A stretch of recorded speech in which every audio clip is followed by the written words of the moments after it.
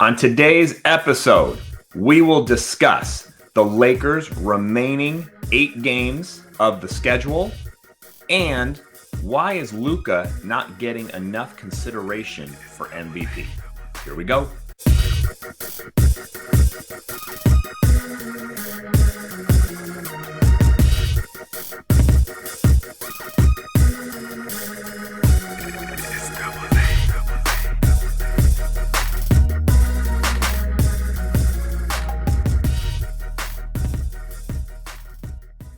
Hey, what's up, everybody? Welcome back to the program, Matter Stats Podcast. You know the place. I'm your host, Anthony, with you as always. And if you are new to the channel and new to the show, please hit that subscribe button below. It really helps us grow, and we appreciate all your support and feedback. All right, let's jump right in. So the Lakers continue to play some good basketball. They obviously had a very successful road trip, which they only lost the one game in Detroit, albeit close one. But they didn't play great in that game, but they still had an opportunity to win it. And the rest of the trip was mighty successful, right? We talked about how dangerous that road trip was for the Lakers and where it might land them in the final standings, per se, in the West if they did not have a successful trip. And obviously they were great. They were 5-1 on the trip. You can't ask for much better than that. And they were, a shot or two away from being 6-0. So that's important because the Lakers still have 8 games remaining in the regular season before the playoffs begin. And as we talk about every single week, the West is tough. Despite the fact of how great the Lakers have been playing, they still remain just 2 games ahead of Denver, who's in 4th, and 3 ahead of Minnesota and Houston, who right now sit 5 and 6. So that means for the Lakers to guarantee, for lack of a better word, that they are going to remain in the 3rd seed in the Western Conference, they're going to have to go at least 6-2 in the final 8 games unless somebody loses. And we'll go over the remaining 8 games here in just a second. But I think it's also key that the regular season is great. It is what it is. You want to obviously finish in the top 6. You obviously want to finish in the top 4. Ideally, if you can get that, because then you get a home court advantage in the first round, you, of course, want to stay out of the play-in. But once the playoffs start, it really doesn't matter about seeding and records, which we have seen in recent years, right? The Lakers went in as a 3 seed last year, lost to the 6 seed Timberwolves in the first round. So seeding and record doesn't matter once you get into the postseason. It's all about matchups. It's all about what teams you're going to face and how you match up against those teams in each round. That's really going to dictate how your postseason is going to unfold. So for the Lakers, staying in the 3 seed is key, but it also matters who finishes 4, 5, and 6. Because as I mentioned, the Lakers are 2 games ahead of the Nuggets, who currently sit in 4th, and 3 ahead of Minnesota and Houston. However, the difference between Denver, Minnesota, and Houston is just 1 loss. So those 3 teams could flip-flop 2 or 3 times over the last, 8 or 9 games of the season, for depending on what everybody's got left as we prepare for the postseason. So it's really critical, not just for the Lakers to finish in 3rd, but it does matter who they face in the first round. I think that the worst case scenario, most people would probably agree to, is Denver. The Lakers really don't want to face Denver in the first round if they can avoid it. Hopefully the Nuggets, who are also playing some very good basketball right now, will not drop to 6. So as long as the Lakers can stay in 3, at least they would, if nothing else, avoid the Nuggets in the first round. I think that's really important. That's a tough matchup for the Lakers. And more importantly, you've heard me talk about this in the past. Sometimes for me, matchups are less about on paper and more about the ideology of the team. What I mean by that is, are you a team that is expected or believed to get out of the first round? And Denver is. Denver has that pedigree. So they're probably not going to fold in the first round unless you just absolutely smoke them or they have an injury. So I look at it too, that the Lakers want to avoid those teams that are more likely or have a higher certainty of getting out of the first round because of their mentality, makeup, and experience. So Denver's the worst case scenario because they are probably going to get out of the first round regardless of who they face. So that means you really want Minnesota or Houston, who don't have that same cachet, if you will, as a quote unquote guaranteed team that will more than likely get out of the first round. Now, between those two, the Rockets, I think, would be the better matchup of the two, simply because, and not because of last year, not because Minnesota beat us in the first round last year, but because the Rockets are the worst team offensively. And I know the Lakers defense has been better as of late, right? It's well documented. However, defense is still the Achilles heel of this team and certainly not its strength. So the best matchup, at least statistically, would be to go against the Rockets, who, albeit are better defensively and obviously have the size and athleticism that the Lakers struggle with. However, the Rockets struggle to score. We saw that in both games in Houston that we were able to beat them. And we saw that recently, just last week, where they blew a double-digit lead in overtime to the Timberwolves to lose a game that they easily should have won in overtime because they failed to score in the last like 2 minutes and 30 seconds or something ridiculous. So if you're the Lakers, you're looking at the opportunity of the home court advantage, and then you're looking at it from the simple perspective of we want to take the team that is on paper the worst offensively, or at least struggles to score in those big late clutch game moments, and subsequently match that up with our strength, which is late clutch game offense, and against our weakness, which is defense, right? So you want, if you're a bad defensive team, you want the team that is the worst offensively. Denver would be the worst of that scenario because Denver's the best offensively, and you don't want to put our bad defense against their good offense in the first round. So I think ideally, if the Lakers can remain in third, you want the Rockets in the first round because you want to take their poor offense versus our poor defense and take advantage of the fact that we will be able to advance if we play our game and are able to do what we normally do, which is be efficient in the fourth quarter in clutch games. And hopefully the Rockets will not be able to be successful offensively in those moments, as we've seen throughout most of this season. So I think that would be my number one matchup, then Minnesota, and of course, last would be the Nuggets. So hopefully, if you're rooting for something over these last few weeks, you're rooting for the Lakers to finish third, obviously, Denver to stay in fourth, and then hopefully the Rockets to end up in that sixth seed. I think that's the best matchup on paper for the Lakers.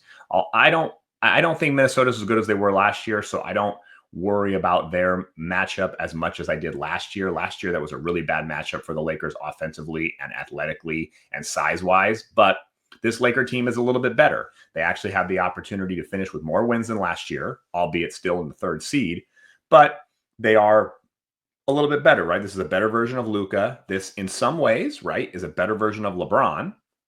They are a little deeper. The bench is slightly better with Rui and Kennard coming off of it. You have a guy like Marcus Smart, who you didn't have last year, who can defend and has that championship, pedigree experience, right? It's been in a lot of playoff games, NBA finals, etc. And then you also have a little more depth at center because last year it was just Jackson Hayes, remember? And he basically played himself off the court in the final two games of that series. And DeAndre Ayton, I've been very vocal with Ayton this year. He hasn't been great in my mind at all times. He's been better lately. But nonetheless, the Lakers are still deeper, even if it's by default, at the center position. So I think this is a better Laker team than last year, a little bit. And you're facing a Minnesota team that isn't quite as good as they were last year. So I take my chances against them too, but I think number one would be Houston by a slightly, and then Minnesota. But we definitely want to avoid Denver. So real quick, as we talk about the matchups and the strength of schedule and what matters in the postseason, I want to just outline the last 8 games of the regular season for the Lakers. And like I said, to guarantee they want to stay in third, you've got to at least win 6 of the 8, right? You can't lose more than 2. Now, the Lakers do own the tiebreakers, which is very important over Minnesota, Denver, and Houston. So that's important if they end in a tie. Obviously, Lakers have tiebreakers over everybody, so that's key. But if you want to guarantee that you're going to stay in third and keep that 2-game cushion, you can't lose more than 2 games. And the Lakers are in a good position, I think, to do that. They, starting next week, they have probably the easiest game remaining against the Washington Wizards. That's at home. Then second night of a back-to-back, which is tough. They will have the Cavs. That's obviously going to be a difficult game. It's also worth noting that Luka, who received his 16th technical foul in the win against the Nets on Friday, a double tech, that was upheld by the league, and he will not be able to play in the game against the Wizards. So if you're going to miss a game of these 8, that's obviously the best one for Luka to miss. Lakers should be able to take care of business without him in that game, but they'll definitely need him against Cleveland, second night of a back-to-back at home. Then they have 2 games coming up against the Thunder. So it goes at OKC, at Dallas, right? That's a 50-50 game. OKC is obviously tough. Cavs are tough. Dallas is 50-50. Then back at home against OKC, that's another tough one. Then the Warriors, who knows? That's 50-50 because the Warriors, who knows who's going to play in that game. Then the Suns, another 50-50 game, right? Only because the Suns have had the Lakers number this year. Lakers haven't played well against Phoenix, even though that game might not mean much to either team. The Suns have really played the Lakers tough this year. And then the last game of the regular season is at home against the Jazz. That should be an easy victory. So if you're looking at those 8 games and you look at the 6 wins that you got to get, Utah and Washington should be guaranteed 2. So that means you got to get 4 wins out of the Mavs, the Warriors, the Suns, and then the Cavs, and then the 2 wins against OKC. So the Lakers don't have to be great. They just have to be good enough to split some of those games. If they can beat the Cavs, split the games against OKC, and then win, 2 or 3 out of the mix of the medium games between the Mavs, the Warriors, and the Suns, they'll be fine. They'll finish in third. They'll lock that up. And then we'll just wait and see what matchup falls our way in the first round. And hopefully it's a matchup that is favorable for the Lakers so they can get out of the first round and then would have an opportunity to likely face the Spurs in the second round. So you would dodge OKC potentially until the Western Conference Finals, assuming the Lakers can get that far. But we're not going to jump too far ahead. Let's focus on the here and now, and that is taking care of business in these last 8 games, winning at least 6 of them, locking up the 3rd seed, and then targeting our matchup and see if that is a good matchup for the Lakers in the first round, because the Western Conference is so tough. It's all about matchups for every team, not just for the Lakers. When you have so many good teams in the West that are separated by a game or 2, seeding and record doesn't matter anymore. You get in the postseason and it strictly becomes all matchup based. And what team's going to advance that either is the healthiest and has the best matchup to take advantage of their strengths versus playing a bad matchup for them regardless of the seed. You saw that. We've seen that in recent years. We saw it last year, and we're going to see it again this year because that's just the way the West is.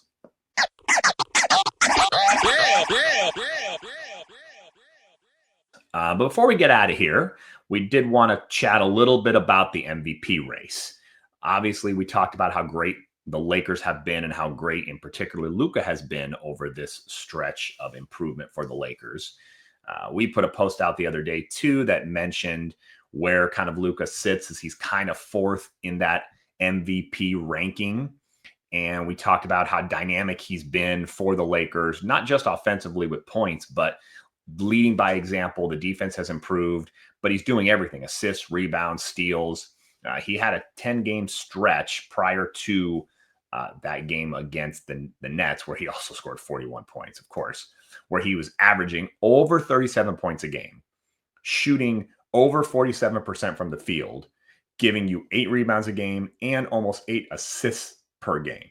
So he has been on an absolute tear, and his numbers statistically are, comparable to what SGA did last year when he won the MVP.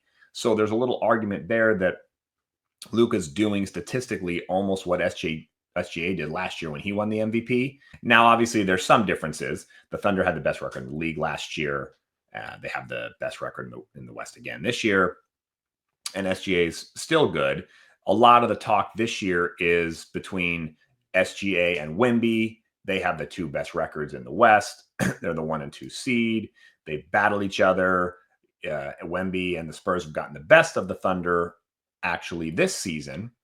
But that's kind of the dynamic. All the chatter is who's the MVP, SGA or Wemby? And is Luka is he getting dismissed too prematurely?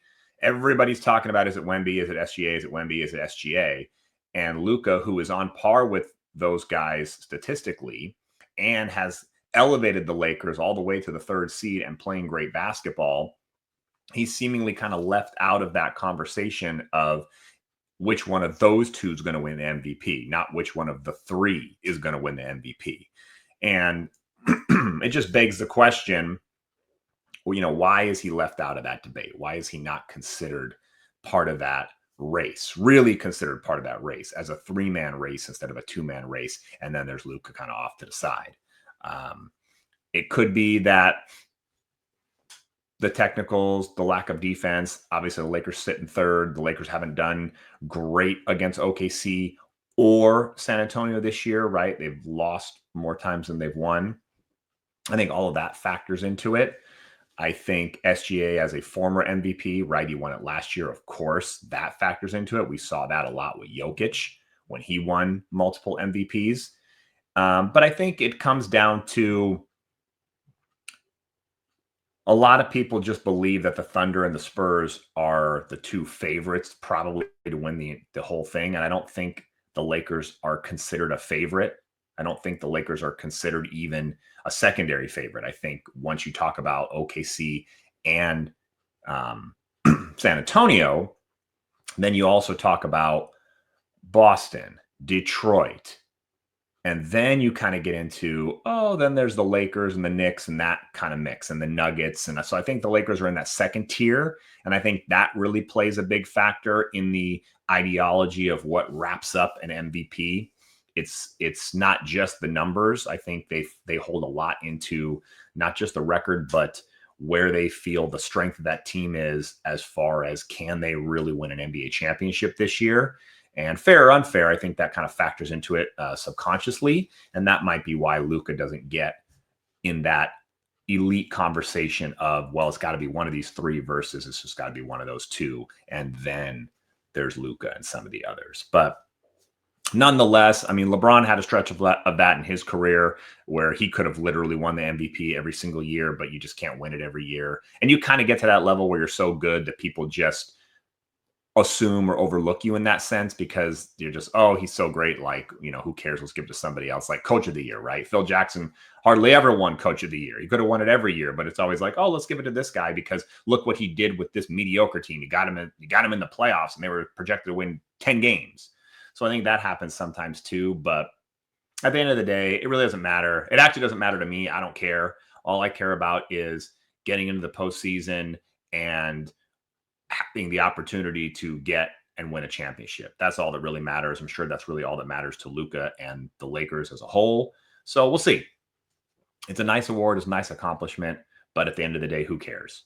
All we want to do is win. I think all Luka wants to do is win. And we'll see what happens. But as always, we'll be back here next week to recap everything and bring you all the latest updates related to Laker basketball. We'll see how these last couple of weeks of the regular season go. Hopefully everybody stays healthy and the Lakers keep winning. And we'll talk to you next week. Take care.